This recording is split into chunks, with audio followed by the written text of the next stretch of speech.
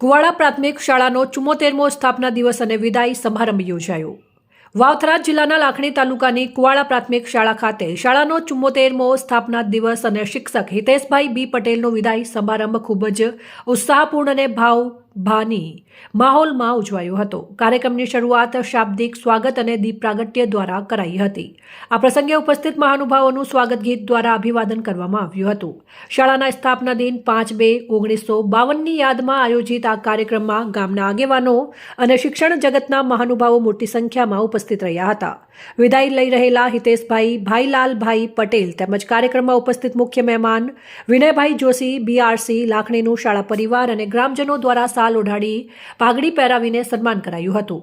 આ ઉપરાંત સરપંચ ભલાભાઈ સાસુ, માજી સરપંચ હોતીભાઈ સાસુ, વેલાભાઈ ચૌહાણ વગેરે મહાનુભાવોનું પણ સન્માન પત્ર અને સ્મૃતિ ચિહ્ન આપી અભિવાદન કરવામાં આવ્યું હતું।